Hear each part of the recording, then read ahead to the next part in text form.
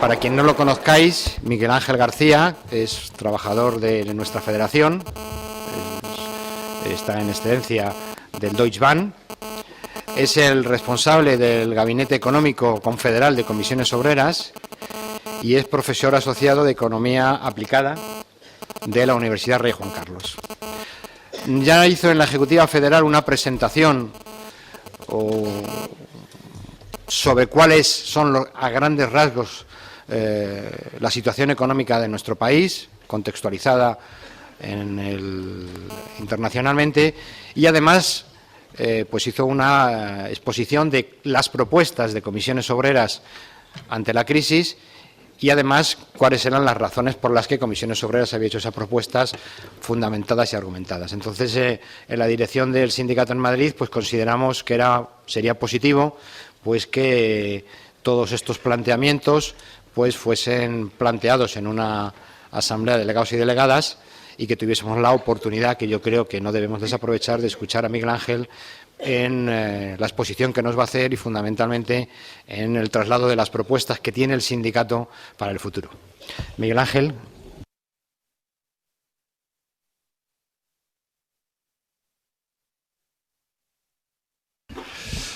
Buenos días a todas y a todos. Es un placer estar con vosotros lo único que os pido disculpas inicialmente porque pensaba poder disponer de todo el tiempo necesario, pero desafortunadamente a la 1 tenemos que presentar este libro, que es el que escribimos todos los años sobre los presupuestos, la situación de la economía española y los presupuestos, pero este año no hay presupuestos. Pero aprovechando que no había presupuestos, pues nos hemos dedicado a trabajar para intentar hacer un balance de la última década de la economía española y a partir de ahí intentar entender mejor qué es lo que nos sucede ahora. Si estáis interesados en leer el libro, está en la página web confederal y yo creo que tiene bastante información y algunas ideas que os voy a intentar trasladar en el día de hoy. Bueno, el periplo de los últimos 3 años y medio, desde que comenzó la crisis, por lo menos mi periplo, pues es un poco desalentador, porque siempre soy portador de malas noticias. Pero a mí me parece que esta tarea es importante realizarla, dado que, desde mi punto de vista, es imposible afrontar una situación cuando no se dispone de un diagnóstico correcto de cuál es la situación. Y creo que no se ha, fundamentalmente desde los distintos gobiernos, en ningún momento se ha asumido y se ha explicado, sobre todo a la población, la grave situación por la que atraviesa la economía española. Todos, yo creo que la mayor parte de las personas, todas las personas, ahora somos especialistas en saber lo que es la prima de riesgo y miramos cómo evoluciona la bolsa de valores. Mi padre tiene 85 años y cuando quedamos los domingos lo primero que me pregunta es cómo va eso de la prima de riesgo. Y es algo que se ha hecho muy popular. La prima de riesgo lo que significa es algo grave para los intereses de la economía española, no solamente los nuestros, sino de otras economías, pero no deja de ser un síntoma de lo importante. Y eso es lo que yo voy a intentar trasladaros lo mejor que sepa. La economía española lleva 3 años y medio en crisis. En el segundo trimestre del año 2008 ya teníamos una tasa de evolución cero con tendencia negativa, es decir, que ya vamos casi para 4 años de crisis. Anteriormente tuvimos 14 años de fortísimo crecimiento, con una elevada generación de empleo, y durante esos 14 años todas las administraciones que se sucedieron pues tuvieron mucho interés en trasladarle a la población lo bien que iban las cosas. Recuerdo que hubo un presidente que decía España va bien y después llegó otro presidente que dijo España va mejor. Nosotros en todo momento avisamos de que los fundamentos de la economía española se estaban deteriorando de manera muy grave. y en el documento podéis ver en las conclusiones el informe del año 2004, que está presentado en el año 2003, donde ya se avisaba que podía suceder una cosa tan grave como la que está sucediendo. ¿Por qué es grave la situación de la economía española, más allá de porque salga en la televisión todos los días y porque la prima de riesgo esté en 400 y tengamos problemas de financiación? Bueno, fundamentalmente es grave porque sufrimos 3 bloqueos que afectan prácticamente a toda la economía. El primero es un bloqueo productivo. Y la mejor manera o la muestra, la mayor concreción de este bloqueo son el que hay 5 millones de personas que quieren trabajar y no pueden. Es decir, tenemos un sistema productivo que es insuficiente en cantidad y calidad para poder vender bienes y servicios españoles, tanto en España como fuera, en suficiente cantidad como para poder emplear a todas las personas que quieren trabajar. ¿Por qué hemos llegado a esta situación de ese deficiente sistema productivo? Bueno, pues porque antes estábamos apoyados en un apartado que eran las operaciones inmobiliarias, que se han hundido de manera drástica y brusca. Ese sector de actividad de operaciones inmobiliarias estaba basado en un artificio, que era subir el precio de un bien básico, que era la vivienda, y a partir de ahí se generaba actividad en consumo e inversión, y eso es lo que hacía que la economía española pareciera que estaba muy bien, y parecía que estaba bien porque tenía mucho crecimiento, pero también ese sector de actividad de operaciones inmobiliarias ha absorbido prácticamente todas las inversiones de este país en los últimos 14 años. ¿Y qué es lo que ha sucedido al absorber todas estas inversiones? Que el resto de las actividades productivas no se han renovado, no se han ampliado, y por lo tanto, cuando ha desaparecido, cuando se ha pinchado la burbuja inmobiliaria, nos hemos encontrado con que el resto de los sectores de actividad no eran suficientes para poder emplear a todas las personas que quieren trabajar en nuestro país. Por lo tanto, tenemos un bloqueo. El primer bloqueo es ese sector productivo insuficiente. Tenemos un segundo bloqueo igual de importante, que es un bloqueo crediticio. En España no hay crédito. Eso lo sabéis todos los ciudadanos españoles lo saben. Visto en términos macroeconómicos, se ve todavía mejor, que es una cosa que se llama la oferta monetaria, y entonces se puede comprobar que desde el año 2007 la cantidad de dinero en circulación en España ha caído todos los años, incluso en términos nominales, es decir, que en términos reales todavía más. Hay menos dinero en circulación ahora del que había en el año 2007. Eso significa que hay menos crédito porque las entidades financieras directamente no conceden préstamos. ¿Y por qué no conceden préstamos las entidades financieras? Pues porque tienen unos balances que están totalmente bloqueados. Las entidades financieras tienen prestados solo en operaciones inmobiliarias 1 billón de euros. Voy a utilizar las menores cifras posibles, pero sí creo que es conveniente conocerla porque la crisis actual tiene una diferencia fundamental respecto a las anteriores, que es su magnitud. La magnitud es muy superior a cualquiera de la que hayamos conocido en la historia reciente. Es decir, que el sector financiero ha prestado 1 billón de euros a los agentes económicos españoles. 600.000 millones a familias, que mal que bien están pagando. Son préstamos de media concedidos a 25 años, y digo mal que bien, pero existen otras desgracias de personas que no pueden pagarlos y que están sufriendo los desahucios de su vivienda. Pero en términos globales, las familias hacen todo lo que pueden por pagar estos préstamos y, por lo tanto, el sistema financiero está recuperando, obviamente poco a poco, ese dinero que han prestado. ¿Dónde está el mayor problema de las entidades financieras? En que tienen prestados 400.000 millones de euros a promotores inmobiliarios. 400.000 millones de euros es el 40% del Producto Interior Bruto anual español. Y de esos 400.000 millones, unos 150.000 millones son operaciones de suelo. Es decir, que de esos 150.000 millones, el valor de mercado actual, pues el real, es cercano a cero, porque no pueden venderlo. Por lo tanto, tienen inmovilizado una buena parte de su balance en unos préstamos que no están cobrando ni siquiera la amortización inicial de esos préstamos. Si se suman además lo que están en promociones inmobiliarias sin vender o a medio hacer, encontramos el principal problema que tiene el sistema financiero español, y es que tiene bloqueado el canal de crédito, que es el de generación de dinero, porque ¿cómo concedieron los bancos españoles esa cantidad de dinero en préstamos a los españoles, a los agentes económicos españoles? Endeudándose. Los bancos, como no había ahorro interno suficiente, es decir, como los españoles no teníamos ahorro suficiente, lo que hicieron fue pedirlos al exterior. Y entonces los bancos deben la módica cantidad de 700.000 millones de euros al exterior, con un problema adicional, y es que lo deben a corto plazo, mientras que sus operaciones son a largo plazo. Porque los bancos lo que hicieron fue emitir cédulas hipotecarias que le compraron otros inversores exteriores a 3-5 años máximo, y sin embargo los activos, sus préstamos están concedidos a 25 años. Es decir, que aunque no hubiera problema de solvencia, ya habría un problema de liquidez a corto plazo.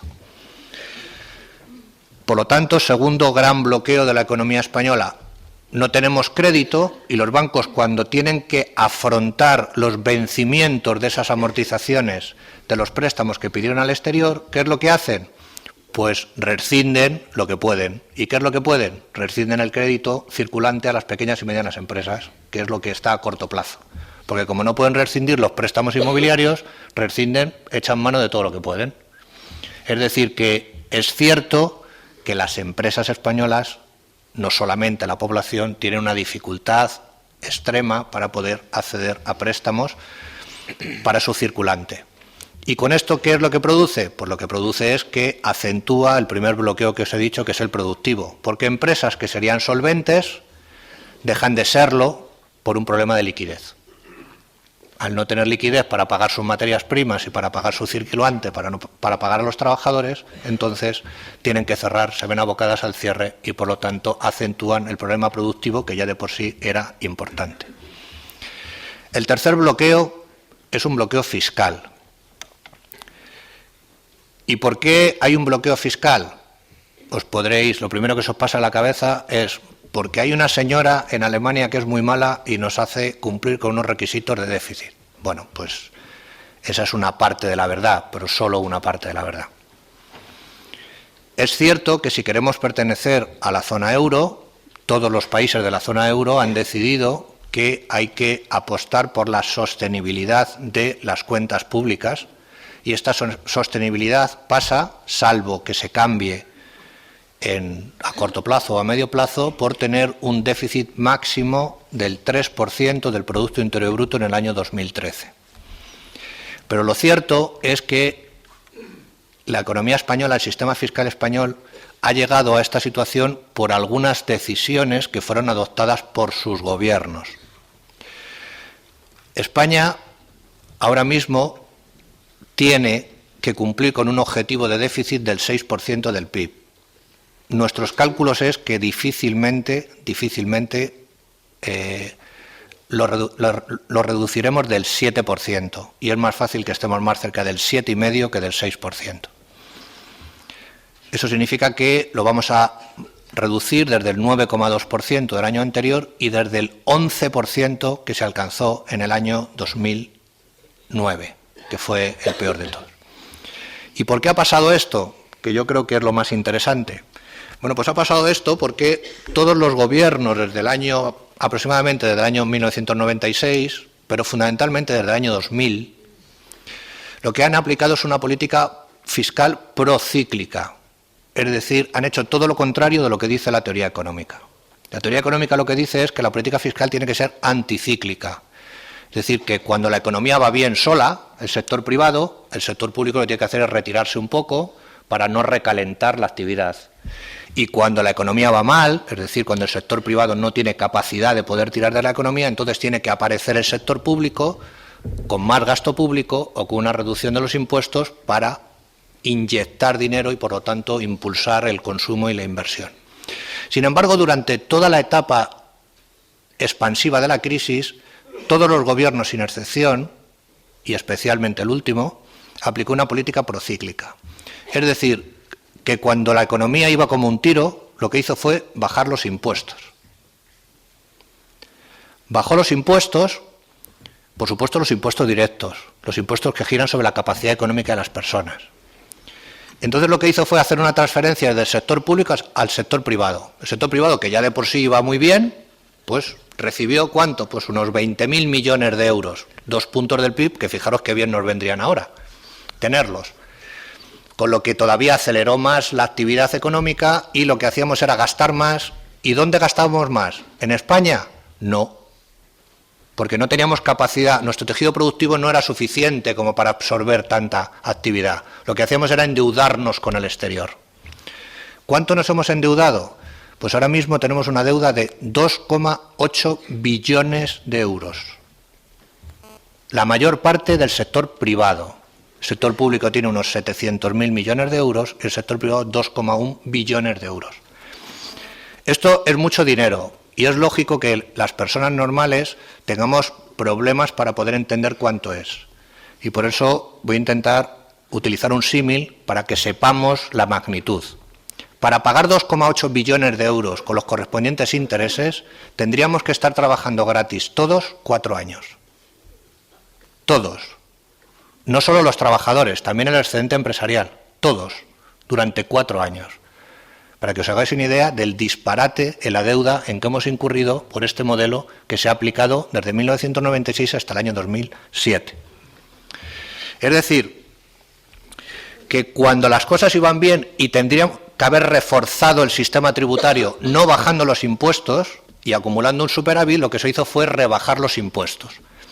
Pero además, como había mucho dinero en circulación, porque todos los años los ingresos tributarios aumentaban el 10% de forma extraordinaria. ¿Por qué de forma extraordinaria? Porque cada vez que se recalificaba un metro de suelo, y ese metro de suelo se vendía a una segunda persona, tributaba por las tasas correspondientes, por el impuesto de transmisiones patrimoniales, por el impuesto de actos jurídicos documentados, por el impuesto de la renta a las personas físicas si era una persona física, por el impuesto de sociedades si era una sociedad mercantil. Es decir, que un hecho que no generaba ninguna riqueza al país tributaba por 6 cosas. Es decir, que el sector público ingresaba mucho dinero.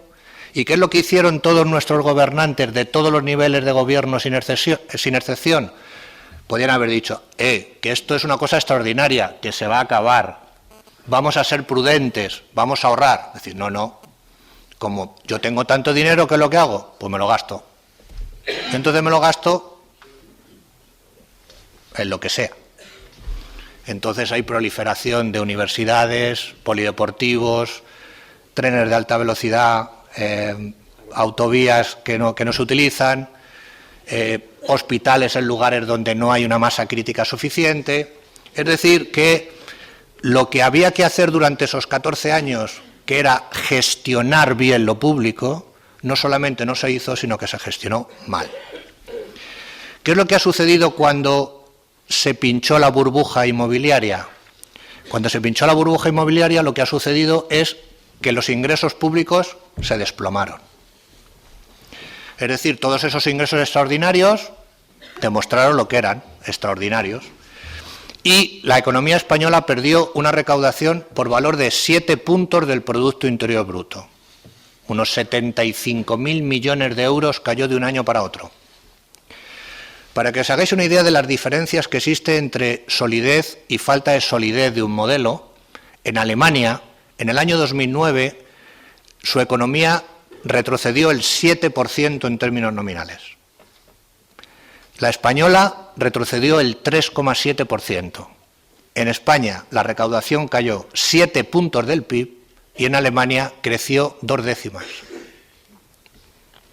Es decir, que pasamos de tener un superávit del 2% del PIB a tener un déficit del 11%, por una suma de lo que sí tiene que suceder, que es lo que se llaman en economía estabilizadores automáticos, es decir, te tienes que gastar más dinero en pagar prestaciones por desempleo, porque las personas pierden su empleo y por lo tanto hay que darles cobertura, primero por humanidad y en segundo lugar porque en términos económicos genera mayor actividad.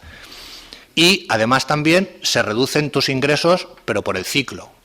No lo que nos ha sucedido a nosotros, que se ha producido un verdadero hundimiento.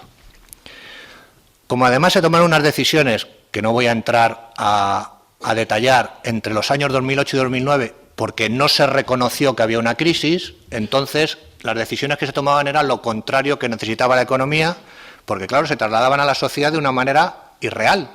Es decir, se tomaban decisiones cuando decían, no, si aquí no pasa nada, si esto es una cosa que viene del exterior y que va a durar 3 meses.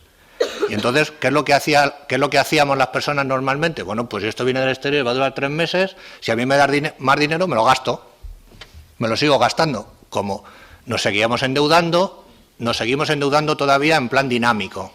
1 año y medio más nos seguimos endeudando, en vez de empezar a ahorrar y ajustarnos a nuestras posibilidades. Es decir, que durante la etapa expansiva se aplicaron políticas fiscales expansivas, cuando tenían que haber sido lo contrario, tenían que haber sido más moderadas. Como incurrimos en un déficit tan elevado, ¿qué es lo que sucede? Que ahora que tenemos ya reconocida una crisis tremenda, seguimos aplicando políticas fiscales procíclicas. Tenemos que reducir el déficit cuando lo que tendríamos que hacer ahora es intentar mejorar el gasto o reducir los impuestos. Porque no tenemos márgenes, los hemos utilizado todos.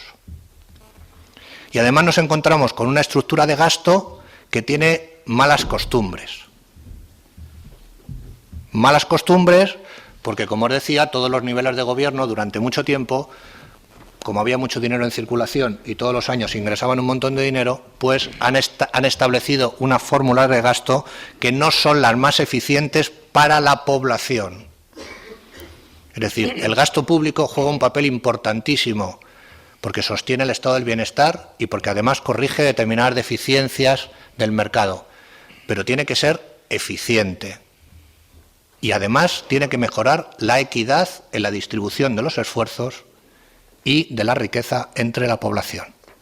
O sea, no todo el gasto público es bueno, de igual forma que los que defienden solo el gasto privado no tienen razón cuando dicen que todo el gasto público es malo. Cada cosa cumple sus funciones y por lo tanto hay que ajustarse a ellas. Es decir, que nos encontramos ahora mismo con 3 bloqueos que hacen un panorama muy sombrío, porque no tenemos consumo privado, porque las personas y las empresas estamos muy endeudados, no tenemos gasto público, porque el sector público también está endeudado, y, por lo tanto, en términos económicos es muy difícil que se pueda generar crecimiento. Si os fijáis, hasta la fecha todavía no he hablado de nada que no sea España. Por un motivo, porque nosotros siempre, desde el año 2003, defendimos que España tenía su propia crisis. Además ha habido una crisis financiera que lo empeora más, internacional, y además hay una crisis del euro que todavía lo empeora más. Pero con independencia de que no existiera esa crisis financiera internacional ni esa crisis del euro a nivel europeo, España tendría una gran crisis, porque debemos 2,8 billones de euros que tenemos que pagar.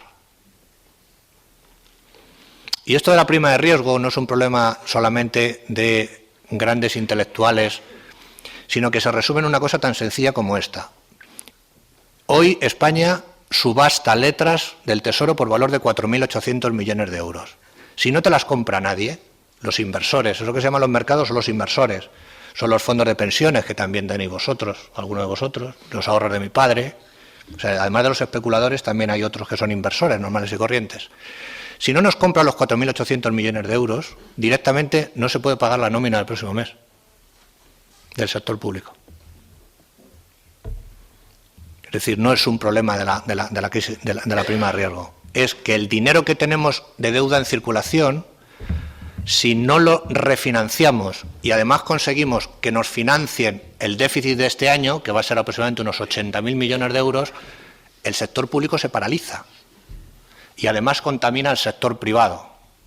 Porque si el sector público se paraliza, el sector privado también tiene los mismos problemas de financiación. Porque, como os digo, el principal núcleo de deuda está en el sector privado. Es decir, que la situación es muy, muy difícil. muy, muy difícil. Es una situación crítica. Ante esta situación, ¿qué se puede hacer? Y sigo solamente con España.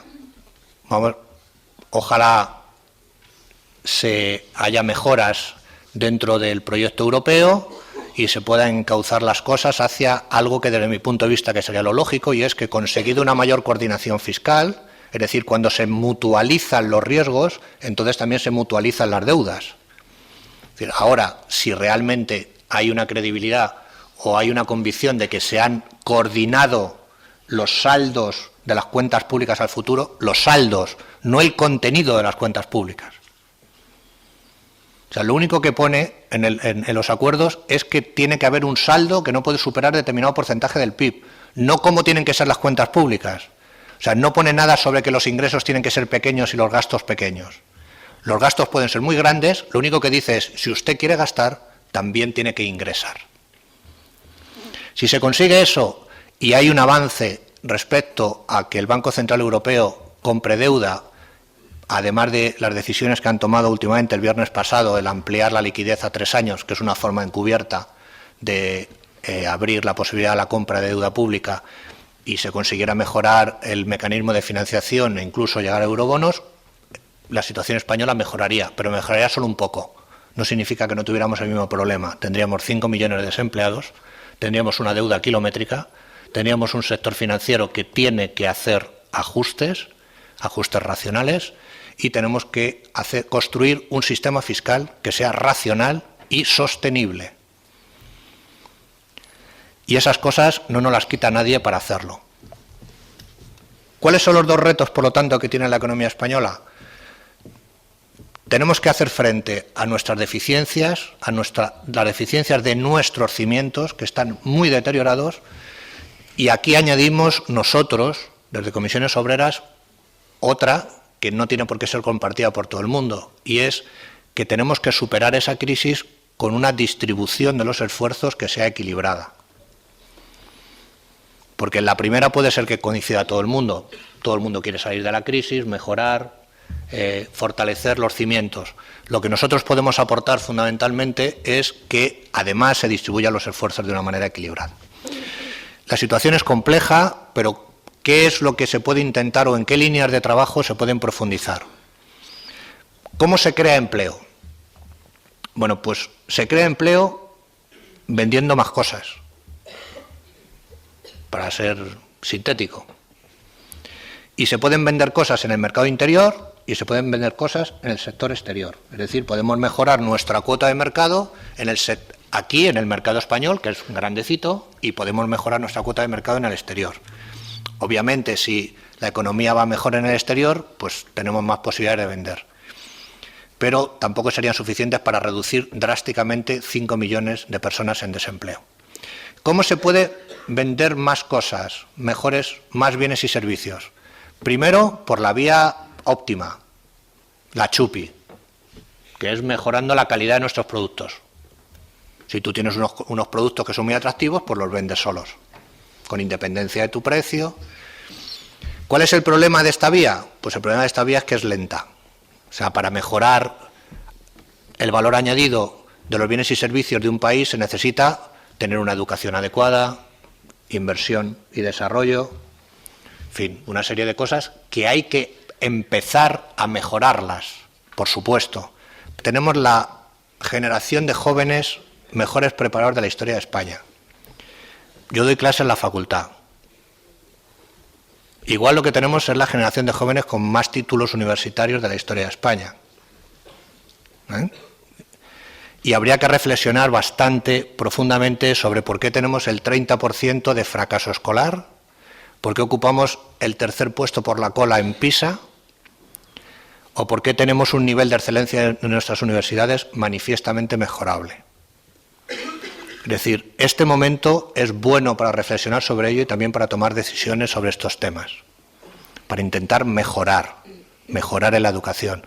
De igual forma que mejorar en la investigación, desarrollo, es decir, todas estas cosas que pueden avanzar o pueden ampliar la calidad de nuestros productos. Pero insisto, esta vía desafortunadamente necesita un tiempo y ese tiempo pues no lo tenemos. No lo tenemos porque queremos crear empleo. Y la segunda vía para poder crear empleo es competir por precios, no con China. No con China.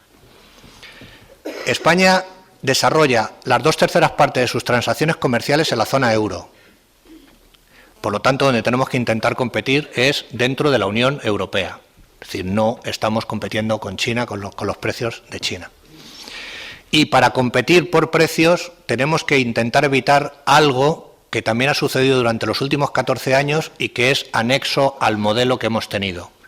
Y es algo bastante negativo, que además tampoco beneficia a los trabajadores, que es lo mejor de todo. Y es que los precios españoles han crecido 20 puntos más que la media de la Unión Europea desde 1993. 20 puntos. Eso significa que nuestros productos simplemente por eso ya son una quinta parte más caros que el de al lado, que el de Chequia, que el de Alemania o el de Francia. Y además tenemos ese incremento de precios nominales, que es como el interesante para competir, y tampoco es que los salarios hayan crecido en términos reales, porque los salarios han crecido solo medio punto anual en términos reales, más o menos lo mismo que la productividad, un poquito más. La productividad es el 0,38 y los salarios reales el 0,5%. Lo que os quiero decir con esto es que situaciones que pueden parecer sostenibles en realidad no lo son y son negativas para todos. Porque el control de precios a quien más beneficia es a las personas que tienen menos posibilidad de defender su renta, que son aquellos que no tienen trabajo. Pero los siguientes es a los trabajadores, porque de esa manera podemos tener más empleo y podemos tener más incremento de nuestro salario real, no el nominal, sino el real. Y sin embargo, por este modelo tan magnífico que hemos tenido durante estos 14 años, que estaba lleno en circulación, pues no nos ha preocupado lo suficiente. Obviamente algunos se han enriquecido más que otros. Esto aquí no hay distribución y las cifras de desigualdad en la acumulación de renta que acaban de aparecer hace 10 días lo muestran. La decila de los más ricos ha incrementado 4 puntos el porcentaje de renta que tiene sobre la decila de los más pobres. Ahora mismo estamos el tercero por la cola dentro de la Unión Europea. Por lo tanto, tenemos que competir por precios. Y para competir por precios, bueno, pues lo más fácil, ya sabemos lo que nos van a decir, es pues que bajen los salarios. Porque los salarios forman parte de los precios. Nosotros lo que tendríamos que decir es, no, oiga, los precios, en primer lugar lo decide el empresario. Y en segundo lugar se decide con el total de los costes. Y los salarios es un coste, pero también el excedente empresarial. También los beneficios empresariales. Y también otra serie de precios que afectan a la determinación de los precios finales de los bienes y servicios. Muy importantes, algunos, energía. Tenemos un déficit tarifario de 18.000 millones que es incomprensible para la mayor parte del planeta. No tiene nada que ver con los costes que tienen las empresas. Y además esas empresas son las que más beneficio tienen dentro de todo el IBEX 35. Con unos precios regulados, cosa que hay que reflexionar. Alimentos no elaborados, transporte y uno fundamental, la vivienda. El acceso a la vivienda, los precios de la vivienda que tiene este país son absolutamente insostenibles y además hacen un daño gravísimo no solamente a las personas que tenemos que dedicar demasiado dinero, demasiada parte de nuestra renta para acceder a una vivienda y algunos directamente no pueden, sino que hace daño también a otros lugares. El excesivo precio de la vivienda influye en el precio que ponen los comerciantes para vender sus productos, porque el alquiler que pagan es desmesurado. Influye en la negociación colectiva porque los trabajadores tenemos que trasladarlo de alguna forma en nuestro salario, porque si no, no podemos acceder a la vivienda. Influye sobre el total de cualquier fórmula de determinación de precios. Por lo tanto, reducir el precio de la vivienda, el acceso real de la vivienda que pagamos la población española, es la mejor muestra de cambio de modelo productivo en este país. Y además es el mejor convenio colectivo que podemos firmar. Imaginaros que hubiera alquileres a 300 euros. No estoy hablando de nada utópico, os estoy hablando de Alemania y de Francia. Es decir, que si hubiera alquileres de 300 euros, podríamos vivir con mucho menos dinero y podríamos vivir, por lo menos, o sobrevivir, e incluso de una manera digna. Ese es el mejor cambio del modelo productivo, porque si hubiera alquileres de 300 euros, el precio de la vivienda en propiedad no crecería al 15% anual que ha estado creciendo en los últimos 10 años, porque habría oferta de otro tipo de producto. Los bancos no tendrían el lío que tienen, porque no habrían concedido préstamos para la compra de viviendas. El ahorro de las personas españolas sería líquido, no ilíquido como ahora. Nuestros mayores podrían disponer de mayor liquidez. Es decir, que un cambio en la política pública de vivienda, que seguimos aplicando la misma que en la dictadura, que es la de la ayuda a la piedra, por una política ambiciosa de desarrollo del alquiler de vivienda, es un elemento fundamental para bajar los precios reales en este país. Para hacerlo de manera progresiva, pero sí es un elemento fundamental. Y cuando estamos hablando de moderación en el crecimiento de todas las rentas son de los salarios y de los beneficios distribuidos, para que haya excedente empresarial que realmente se invierta en las actividades que pueden generar empleo, entonces ese tipo de medidas adicionales son fundamentales. Segunda medida fundamental para poder afrontar una situación de moderación en la evolución de las rentas: tener un sistema fiscal suficiente y con un grado de equidad adecuado. Nuestro nivel de vida no se mide solamente por el salario que percibimos, se mide por el salario que percibimos y porque si tenemos hijos y van al colegio, la enseñanza es gratuita.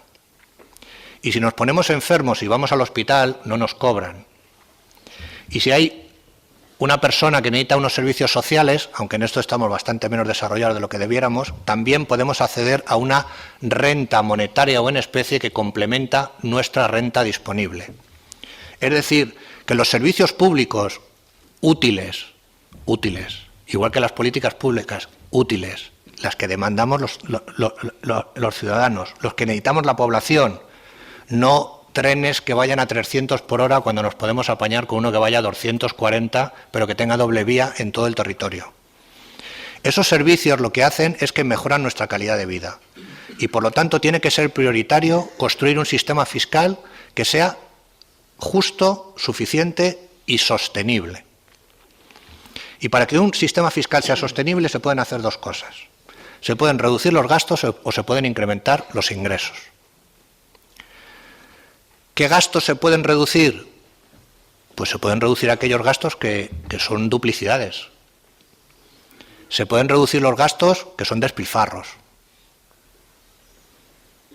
Y yo creo que hay sobre todo por las malas costumbres acumuladas en la última década.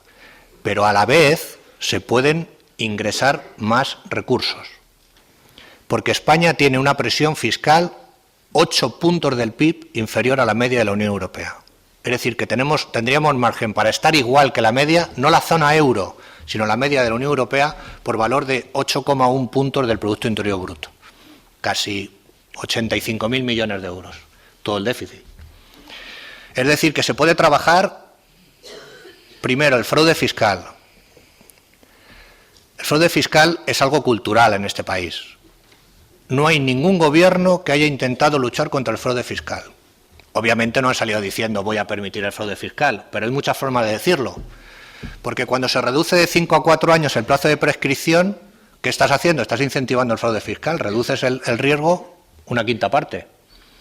Cuando no tienes recursos humanos y legales para poder luchar contra el fraude fiscal, estás incentivando el fraude fiscal porque el riesgo es menor. O sea, no ha habido una lucha contra el fraude fiscal y hay que hacerlo. Todos colaboramos con el fraude fiscal, con IVA o sin IVA. Cuando decimos sin IVA, no solamente están dejando de ingresar el IVA, están dejando de ingresar el principal en el IRPF o en el impuesto de sociedades. Y hay un fraude enorme en módulos, en sociedades, actividades profesionales. También había dinero negro en circulación entre los salarios, que yo creo que eso está desapareciendo todo, pero por ajuste salarial puro y duro.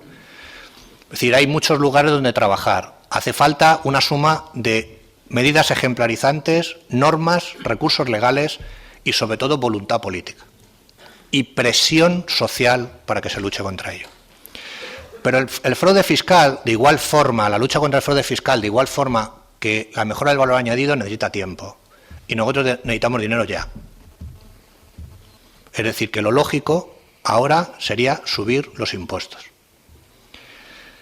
Si subimos el IVA o los impuestos especiales, ¿qué es lo que pasa? Que se suele trasladar a precios. Primero, que es injusto, porque la barra de pan te la cobran igual el IVA a quien tiene mucho dinero que a quien tiene poco. Primero, es injusto, pero además iría en contra de la estrategia de controlar los precios. Por lo tanto, un motivo más para intentar buscar hueco en otro sitio, que son en los impuestos directos. ¿Se puede subir el IRPF 2 puntos a todo el mundo? 2 puntos de media. Se puede subir los tipos marginales máximos, pero sabiendo que se recauda poco. Es ejemplarizante y hay que hacerlo, pero hay que saber que tenemos que rellenar un agujero muy grande y cada punto que se sube en el tipo marginal máximo solamente se recaudan 200 millones de euros. Y nosotros estamos hablando de que necesitamos 32.000 millones de euros para el año que viene. Podemos poner una tarifa progresiva al ahorro que vaya entre el 15 y el 25%. La suma de esas medidas, solo de esas 3 medidas, implica ingresar un punto del PIB. Ya no estamos en 31.000, ya estamos en 21.000. Más un poquito de fraude, otro poquito de sociedades. En el año 2009 se tomó una decisión dramática por parte del Gobierno, que la verdad que la mayor parte de las medidas que ha tomado en el ámbito fiscal han sido muy desafortunadas. Y es que permitió la compensación de pérdidas de ejercicios anteriores durante un plazo de 3 años y permitió la amortización acelerada de los activos. Eso, para una gran empresa, es el mayor chollo del mundo. En España tenemos aproximadamente unas 22 transnacionales y ¿qué es lo que ha sucedido? Que el impuesto de sociedades ha hundido. Porque eso es dejarle que pongan las pérdidas en el país que más le interesa dentro de todos los lugares donde operan. Y además, si le permites amortizar activos, inversiones anteriores, ya estás perdido. Con lo que en el impuesto de sociedades se pueden hacer cosas, se pueden eliminar deducciones. No estoy hablando de nada revolucionario, estoy hablando de tomar unas decisiones que signifique que ese impuesto recaude 6.000–7.000 millones más al año. Son 7 décimas del PIB, 6 décimas del PIB. Con 1 y pico que os estaba diciendo, ya estamos en 1,8. 1,8 sobre 3, oye, ya no es lo mismo, ¿eh? No son lo mismo los esfuerzos que hay que hacer. Es decir, que se pueden hacer cosas a corto plazo y se pueden hacer cosas a medio plazo. Y es construir ese sistema fiscal que realmente sea suficiente y tenga una mayor equidad en la distribución de los esfuerzos. Y por último, hay que trabajar en cómo desbloquear el sistema crediticio. Cómo desbloquear el crédito. Y esto no es fácil. No es nada fácil, porque lo que necesita el sistema financiero español es una recapitalización de la mayor parte de las entidades. Además, con un problema de diseño adicional, y es que hay 2 muy grandes, que son supranacionales, y otros que son nacionales, pero unos son más grandes que otros, con lo que también la distribución de los activos es complicada. La banca española necesita aproximadamente provisionar fallidos adicionales a los que tiene provisionados como mínimo por 80.000 millones de euros más. Como mínimo. Eso es mucho dinero. Ante esta situación, la solución óptima, porque también la banca de la zona euro tiene problemas, es que se buscara una solución supranacional.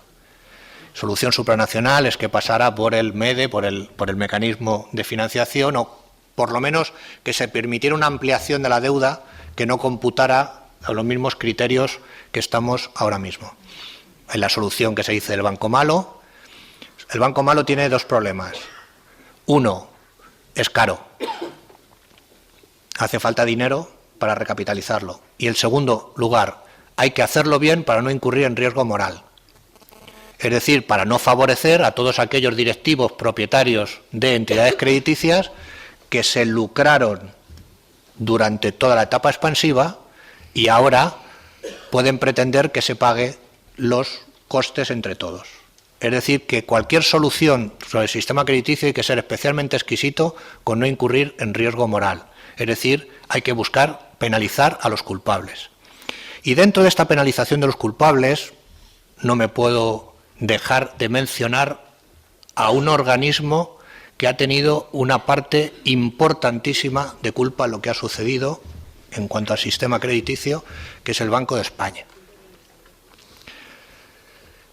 Y yo creo que por lo menos de una crisis tenemos que sacar algo en claro, y es que los culpables no se pueden ir de gratis. No se pueden ir de gratis ninguno de ellos. Probablemente no se reconocía la crisis, porque reconocer la crisis significaba que salían algunos señalados de mala manera en este retrato. Y no se ha reconocido hasta que no había más remedio. Pero hay otros que también que parece que están ocultos, que tienen tanta culpa como otros que están en primera fila. El Banco de España ha sido colaborador imprescindible para que pasara el crédito concedido por las entidades en préstamos inmobiliarios de 350.000 millones de euros a final del año 2003 a 1 billón de euros a final del año 2008. Es decir, en 5 años se ha más que duplicado la cantidad inicial. Eso es un crecimiento de la oferta monetaria del 19,9% anual acumulativa. Y ante esto se puede decir, no, es que como estamos en la zona euro, el Banco de España no podía hacer nada. Incierto. El Banco Central Europeo tiene competencias muy importantes, sobre todo las de emisión de dinero, pero el control y supervisión del funcionamiento del sistema financiero es de los bancos nacionales, de los bancos soberanos nacionales, es decir, del Banco de España. Y además tienen mecanismos para cortar el crecimiento del crédito. Un banco central de cualquiera de los países puede establecer coeficientes de reservas tan grandes como quiera para cortar el crecimiento de la oferta monetaria. Y está en el Tratado de la Unión Europea. Y si no lo hizo, fue porque no quiso. El Banco Central de cada país tiene que asumir el control y la supervisión del correcto uso prudencial en la concesión del crédito. Y en este país hay normas que se han incumplido y además se sabía que se incumplían. Los créditos no se pueden conceder cuando la renta de la persona, cuando la amortización mensual de la persona supera el 30% de su renta. No se puede conceder un préstamo por encima del 80% del valor de la vivienda. No se pueden entrelazar avales de personas que no se conocen. Y todo esto se ha hecho de manera evidente. De igual forma que se pueden controlar las indemnizaciones y los salarios de todas aquellas empresas que están bajo la supervisión del Banco Central. Es decir, que hay responsables. No es lo único que necesitamos señalar a los responsables, lo que necesitamos es salir de esta. Y yo creo que podemos salir mejor con estas líneas de trabajo que os he comentado que de otra forma, porque de la crisis vamos a salir, seguro. Lo que no se sabe es cuándo y en qué condiciones. Y cuanta menos consenso haya en la forma de desarrollarlo y cuanto más se alejen de decisiones con la línea de trabajo que os he comentado, el desequilibrio en los esfuerzos será superior. Y además tardaremos más en salir de la crisis. Pero también es conveniente disponer de un diagnóstico adecuado, aunque ese diagnóstico retrate a personas de forma que no les guste. Muchas gracias.